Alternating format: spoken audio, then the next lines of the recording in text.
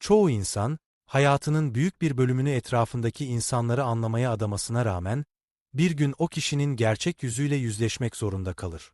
İhanet, manipülasyon, ani bir itiş. Hepsi aynı soruyu bırakır geride. Nasıl göremedim? Cevap basittir. Gözlerinizle baktınız. Ama görmek için gereken araçlara sahip değildiniz. Görünüşlere güvendiler. Söylenen sözlere güvendiler. Cazibeden etkilendiler. Oysa görünüş, insan ilişkileri dünyasında en özenle inşa edilmiş yanılsamadır. Birisi size gülümserken aynı anda çöküşünüzü tasarlıyor olabilir. Sizi göklere çıkarırken sessizce ne ölçüde işine yarayacağınızı hesaplıyor olabilir. Alçakgönüllü bir tavır sergilerken içinde körükleyip durduğu hırsını gizliyor olabilir. Gerçek ortaya çıktığında ise hasar çoktan verilmiş, kayıp çoktan yaşanmıştır. Niccolo Machiavelli, pek çok insanın ya kabul etmekten kaçındığı ya da fark edemediği bir gerçeği çok önce görmüştü. İnsanların söyledikleriyle oldukları arasında derin bir uçurum bulunduğunu, göründükleriyle gerçekte ne olduklarının ise nadiren örtüştüğünü gözlemledi. İnsanlar, gizli güdülerin, sessiz hesapların ve sürekli değişen maskelerin ürünüdür. Gerçek karakterleri, başkalarının algısını şekillendirmek için katman katman örülmüş davranışların derinliklerine gömülüdür. Ama Machiavelli bir şeyi daha fark etmişti. Hiçbir maske kusursuz değildir. Ne kadar zeki, disiplinli ya da hesapçı olursa olsun, her insan davranışlarındaki küçük çatlaklardan gerçek karakterinin kırıntılarını dışarı sızdırır. Bu sızıntılar göze çarpmaz. Baskı anlarında, sıradan bir sohbetin ortasında, kişinin güce, zayıflığa, fırsata ve korkuya verdiği anlık tepkilerde kendini ele verir. Nereye bakmanız gerektiğini öğrendiğinizde, çoğu insanın ömrü boyunca fark edemediği bir şeyi görmeye başlarsınız. Desenler. Kişi daha kendini açmadan, kim olduğunu gösteren desenler. Gerçek şudur ki, birini anlamak söylediklerini dinlemekle ilgili değildir. Kelimeler, en kolay üretilen şeydir. Sadakat, dürüstlük, iyi niyet. Bunların hepsi kolayca telaffuz edilebilir. Sözün hiçbir bedeli yoktur. Asıl önemli olan, baskı altında sergilenen davranıştır. Machiavelli'ye göre birini gerçekten anlamak istiyorsanız, iddia ettiklerine bakmayı bırakıp farkında olmadan ortaya döktüklerine odaklanmanız gerekir. En çarpıcı gerçekler ise insanların önemsiz sandığı anlarda yüzeye çıkar. Bir kişinin kendisine hiçbir faydası olmayan insanlara nasıl davrandığına bakın. Bu tek gözlem, yıllarca süren yüzeysel konuşmalardan çok daha fazlasını ele verir. Kibarca geçiştirilen diyalogların asla açığa çıkaramayacağı bir gerçeği gözler önüne serer. Birisi üzerinde hiçbir güç, etki ya da çıkar taşımayan biriyle karşılaştığında maske düşer. Sahne boşalır. Hesap kitap ortadan kalkar. Geriye yalnızca içgüdü kalır. Kimi insanlar o anda bile saygılı olmayı sürdürür. Kimileri ise küçümseyici, sabırsız ya da üstü örtülü bir acımasızlığa bürünür. Ve bu tepki size her şeyi anlatır. Yalnızca kendinden üst gördüklerine nazik davranan biri nazik değildir. Stratejiktir. Yalnızca statü sahiplerine saygı gösteren biri insana değer vermez. Avantaja değer verir. Machiavelli bu örüntüyü siyasetçilerde, soylu sınıfta, danışmanlarda ve yöneticilerde defalarca gözlemledi. Kamuoyu önünde erdemden, onurdan, sadakatten dem vurdular. Ama özel anlarda, hizmetkarlarına, habercilerine ya da güçsüzlere davranışları gerçek karakterlerini gün yüzüne çıkardı. Birisi karşısındakinin kendisi için hiçbir değer taşımadığına kanaat getirdiği an, maskesi çözülmeye başlar. Buraya kadar söylediklerimde bir gerçeklik payı bulduysanız beğeninizi bekliyorum. Yeni içeriklerden haberdar olmak istiyorsanız abone olmayı unutmayın. Devam edelim.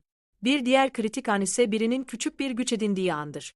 Güç karakter inşa etmez, onu gün ışığına çıkarır. Birine sınırlı da olsa bir yetki, bir nüfuz ya da başkaları üzerinde kontrol imkanı tanıyın ve dikkatle izleyin. Kimi insanlar adil ve dengeli kalmayı başarır. Kimileri ise neredeyse anında kibre saplanır. Gereksiz emirler yağdırmaya, takdir talep etmeye, hatta altındakilerin sıkıntısından gizli bir haz almaya başlarlar. Peki bu neden böyledir? Çünkü güç kısıtlamaları eritir. İnsanların büyük çoğunluğu erdemli oldukları için değil, sonuçlarından çekindikleri için iyi davranır. Toplumsal beklentiler, itibar kaygısı ve yaptırım korkusu davranışları belirli sınırlar içinde tutar. Ama bu baskılar çekildiğinde, biri yetki sahibi olduğunda, içsel eğilimlerini artık gizlemeye gerek kalmaz.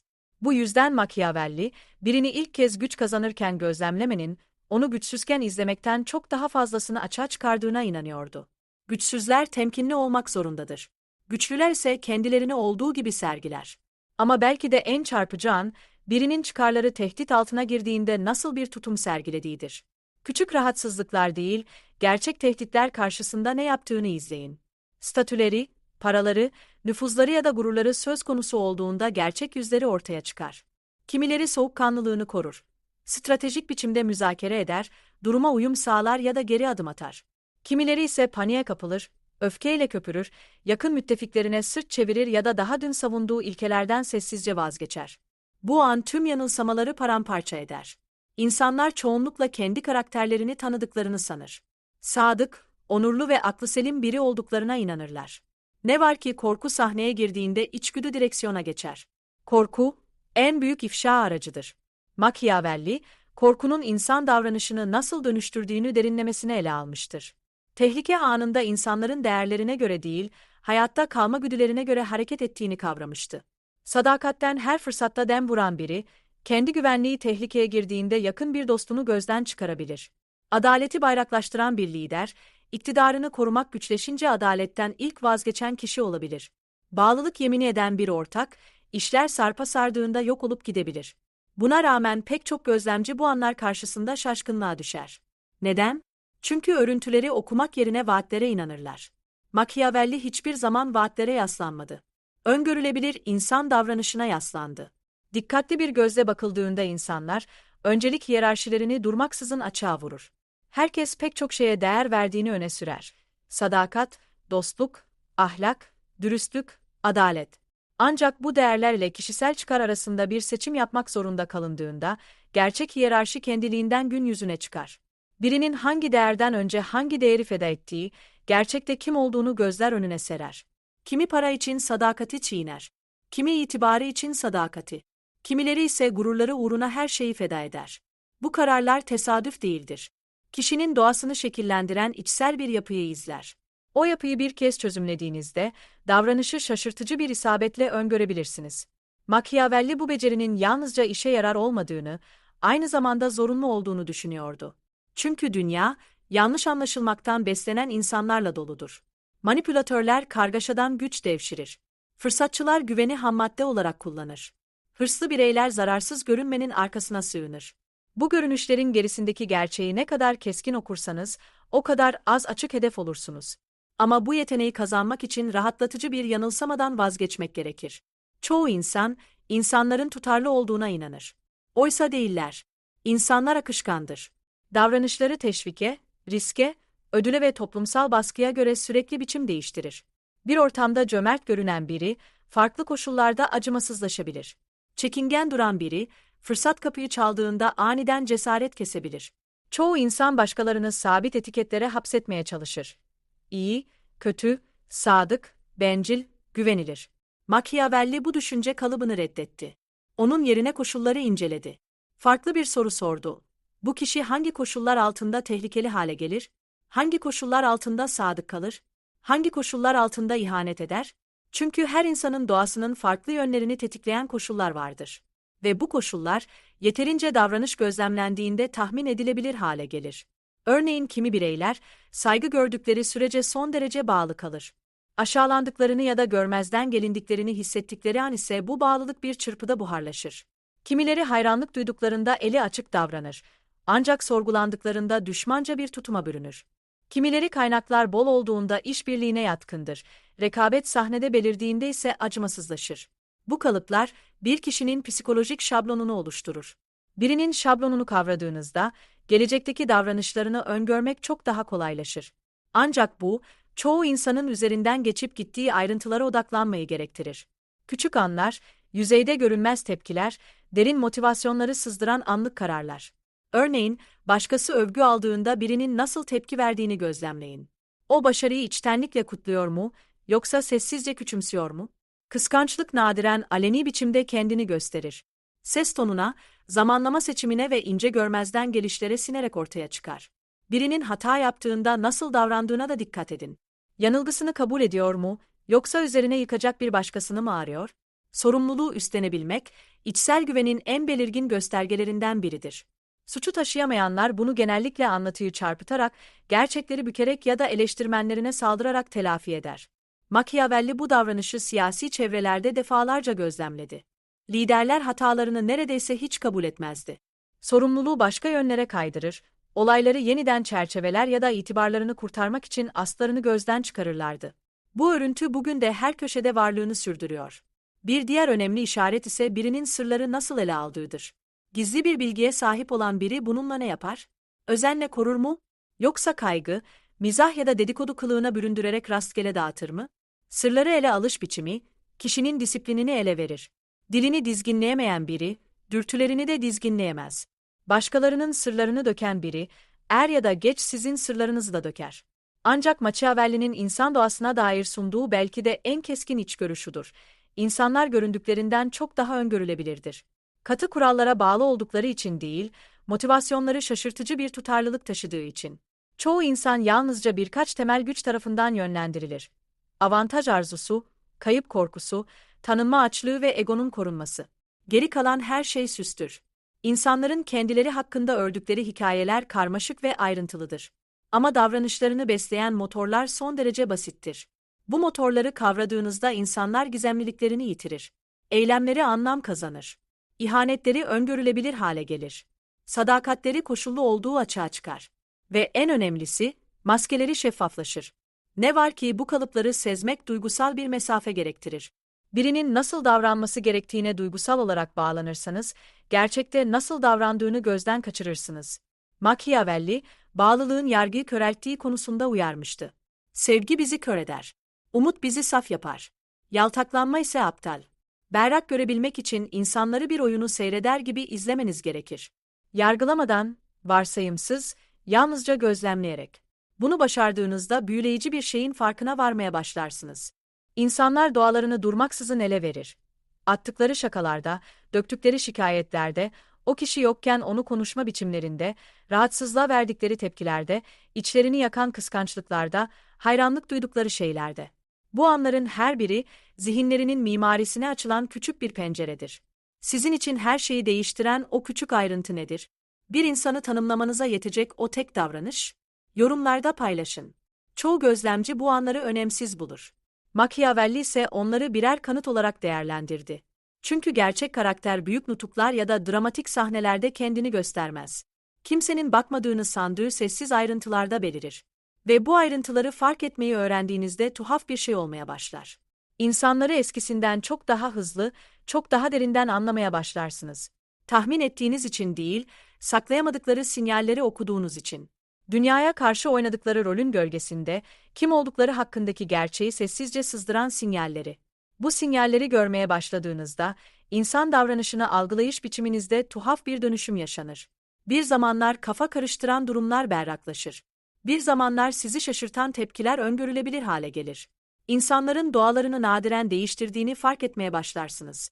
Yalnızca neyin yanlarına kalacağına inandıklarına göre stratejilerini yeniden ayarlarlar.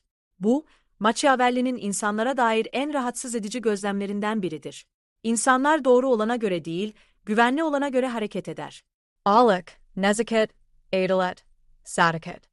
Bu erdemler çoğu zaman yalnızca terk edilmelerinin bedeli çok ağır olduğu sürece ayakta kalır. Sonuçları ortadan kaldırın. Denetimi kaldırın.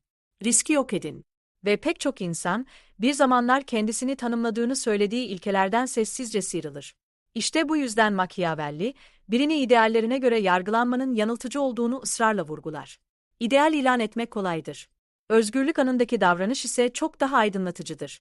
Kimsenin cezalandıramayacağı bir anda birinin nasıl davrandığına bakın. O an, kısıtlamalarının gerçek mimarisini gözler önüne serer. Kimi insanlar kimse izlemese de disiplinini korur. Kimileri ise eylemlerinin görünmez olduğuna inandıkları an dikkatsizleşir. Bu iki tip arasındaki fark, içsel denetim ile dışsal denetim arasındaki farktır.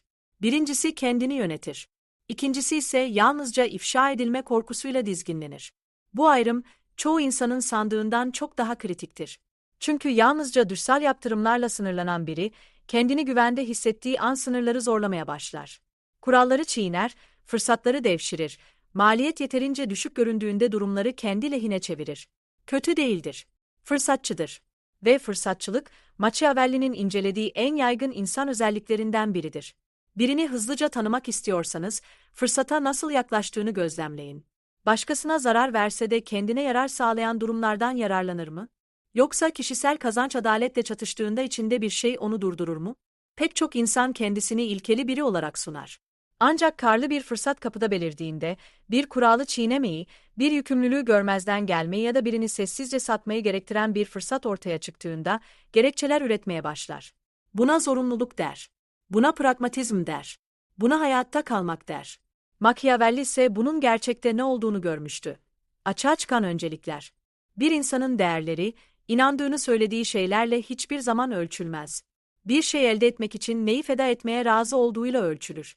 Ve çoğu insan, yeterli teşvikle karşılaştığında beklediğinden çok daha fazlasını gözden çıkaracaktır. Birini anında tanımanın bir diğer etkili yolu ise hayranlıkla kurduğu ilişkiyi izlemektir.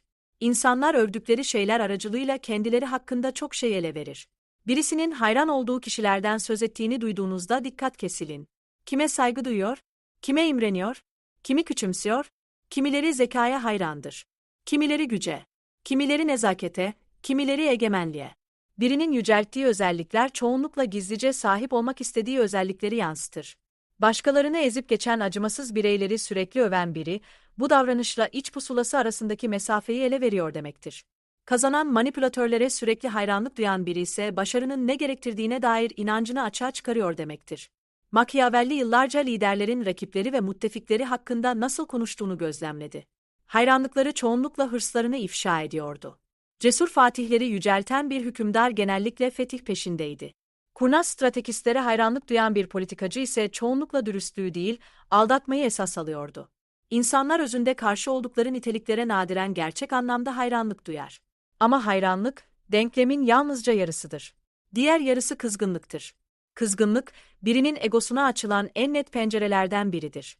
Bir başkası başarıya ulaştığında birinin nasıl tepki verdiğine bakın.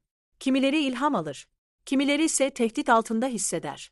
Ve tehdit hissedenlerin büyük çoğunluğu öfkelerini ince bir eleştirinin arkasına saklar. Başarının meşruiyetini sorgulamaya başlarlar. Şansın, tanıdıkların ya da manipülasyonun devreye girmiş olması gerektiğini ima ederler. Tepkilerinin ardındaki gerçek duyguyu nadiren dile getirirler. Kıskançlık. Machiavelli kıskançlığı siyasi yaşamın en tehlikeli güçlerinden biri olarak görüyordu. Her zaman açık bir düşmanlığa dönüştüğü için değil, sessiz bir sabotajı beslediği için. Kıskanç biri doğrudan saldırmaz. Bunun yerine yavaş yavaş oyar. Desteğini esirger. Şüphe tohumları eker. Hayranlık duyulan kişinin tökezleyeceği anı sabırla kollar. Birinin kimi kıskandığını anlamak, eninde sonunda kimi zayıflatmaya çalışabileceğini gösterir. Ancak Machiavelli'nin incelediği belki de en aydınlatıcı özellik, insanların bağımlılıkla nasıl başa çıktığıydı. İnsan ilişkileri çoğunlukla görünmez bağımlılık alışverişleri üzerine inşa edilmiştir. Biri kaynaklar, koruma, bilgi ya da fırsat için diğerine yaslanır. Ve bağımlılık davranışı dönüştürür. Birileri size muhtaç olduğunda sadık, saygılı, hatta minnettar görünebilir. Ne var ki Machiavelli bu davranışın gerçek sadakatle asla karıştırılmaması gerektiği konusunda uyardı. Bağımlılık geçici bir itaat doğurur. Bağımlılık ortadan kalktığında itaat da anında buharlaşabilir. Bu yüzden Machiavelli yöneticilere şunu tavsiye etti. Birinin bağlılığının sevgiden mi, yoksa zorunluluktan mı beslendiğini her zaman sorgulayın. Sevgi solar. Zorunluluk ise ihtiyaç sürdüğü müddetçe kalır. Biri size başka seçeneği olmadığı için hizmet ediyorsa, sadakati yalnızca daha iyi bir seçenek kapıya dayanana kadar sürer. Koşullar değiştiğinde davranış da değişir. Bu kavrayış siyasetin çok ötesine geçer. Dostluklarda, ortaklıklarda, ittifaklarda, iş ilişkilerinde kendini gösterir. İnsanlar çoğunlukla yakınlığı sadakatle karıştırır. Birinin yıllarca destek vermiş olmasından hareketle o desteğin kalıcı olduğunu varsayarlar. Oysa Machiavelli şunu gözlemledi. Pek çok ilişki sadakat üzerine değil, kolaylık üzerine kurulur. Ve kolaylığın da bir son kullanma tarihi vardır. Birinin gerçek doğasını anlamanın en kestirme yolu, ona olan bağımlılığı ortadan kalktığında nasıl davrandığını gözlemlemektir. Biri artık onayınıza, kaynaklarınıza ya da korumanıza ihtiyaç duymadığında, maske işlevini yitirir. Kimi insanlar saygılı ve minnettar kalmayı sürdürür. Kimileri uzaklaşır. Kimileri ise geçmişteki tüm desteği hiç yaşanmamış gibi düşmanca bir tavır takınır. Bu tepkiler, ilişkinin karakter mi yoksa çıkar mı üzerine inşa edildiğini açıkça ortaya koyar. Bir diğer güçlü sinyal, birinin altındakilerin yükselişini nasıl karşıladığıdır. Bir lider, akıl hocası ya da amir düşünün. Yanında çalışan biri giderek daha güçlü, daha yetkin, daha saygın bir konuma gelmeye başlarsa ne olur? Güvenli bir lider bu gelişimi teşvik eder. Güvensiz bir lider ise sessizce bastırmaya çalışır. Machiavelli bu örüntüyü yöneticiler ve siyasetçiler arasında defalarca gözlemledi. Nüfuzlarını yitirmekten korkan liderler çoğunlukla kendilerini zayıf danışmanlarla çevreledi. Güçlü danışmanlar bir değer olarak değil, tehdit olarak algılandı. Aynı dinamik her alanda kendini gösterir. Kimileri çevresindeki insanların büyümesini kutlar. Kimileri ise üstünlüğünü korumak zorunda hisseder. Bu farkı bir kez kavradığınızda, kolektif başarıya değer verenlerle kişisel üstünlüğe değer verenleri anında birbirinden ayırt edebilirsiniz. Ama Machiavelli'nin insan doğasına dair ortaya koyduğu belki de en çarpıcı içgörü, insanların kendi geçmişleri hakkında ördükleri hikayelerle ilgilidir. Biri yaşadığı çatışmaları anlatırken kendisini nasıl konumlandırdığına dikkat edin. Her zaman kurban mı? Her zaman kahraman mı? Her zaman yetersiz insanlarla çevrili, yanlış anlaşılmış bir dahi mi? Kişisel hikaye anlatımındaki kalıplar, o insanın sorumlulukla kurduğu ilişkiyi ele verir. Her çatışmada kendini sürekli masum gösteren biri, sessizce önemli bir şeyi açığa çıkarır. Sorumlulukla arası yoktur. Ve sorumlulukla arası olmayan biri, eninde sonunda benliğini korumak için gerçeği yeniden kaleme alır. Bu da ona güvenmeyi son derece zorlaştırır. Çünkü olaylar her seferinde kendi benlik imajını besleyecek biçimde yeniden yazılır. Machiavelli bu özelliği, başarısız seferlerin bedelini danışmanlarına ödetmeye çalışan yöneticilerde, kaybedilen savaşlar için askerlerini suçlayan generallerde ve tutulmayan vaatlerini koşullara yıkan siyasetçilerde defalarca gözlemledi. Suçu kabul edememe tehlikeli bir kısır döngü yaratır. Çünkü biri egosunu korumak için geçmişini yeniden kaleme almaya başladığında, bugününü de yeniden yazacak ve nihayetinde verdiği sözleri de yeniden yazabilecektir. Bu yüzden Machiavelli, İnsan doğasını anlamanın yalnızca eylemlere değil, yorumlara da kulak vermeyi gerektirdiğine inanıyordu. Birinin olayları nasıl açıkladığı, olayların kendisinden çok daha fazlasını gün yüzüne çıkarır. İki kişi aynı durumu yaşayabilir ve onu bambaşka biçimlerde tanımlayabilir. Biri sorumluluğu üstlenir. Diğeri günah keçisi arar. Bu fark, ileride nasıl davranacakları hakkında her şeyi söyler. Ama Machiavelli'nin insanlara dair yaptığı belki de en ince ve en güçlü gözlem, birinin güvenini tam anlamıyla kazandığına inandığında nasıl davrandığıyla ilgilidir. Çoğu ilişkinin başlangıcında insanlar temkinlidir. En parlak yanlarını öne çıkarırlar. Daha karanlık içgüdülerini gizlerler. Ancak zaman geçtikçe, güven pekiştikçe ilginç bir şey olur. Rahatlarlar. Ve bu rahatlama sürecinde gerçek doğalarının kırıntıları yavaş yavaş yüzeye sızar. Hepsi birden değil. Küçük küçük. Burada bencil bir karar. Orada küçümseyen bir yorum. Fark edilmeden geçen bir kibir anı. Bu anlar nadiren alarm verecek ölçüde çarpıcıdır. Önemsiz görünür, kolayca geçiştirilebilir. Ama Machiavelli bu küçük anların en kritik sinyaller olduğunu savunur. Çünkü biri artık maskesini korumasına gerek kalmadığına inandığında, sahne performansı dağılır ve gerçek kişi kendini göstermeye başlar.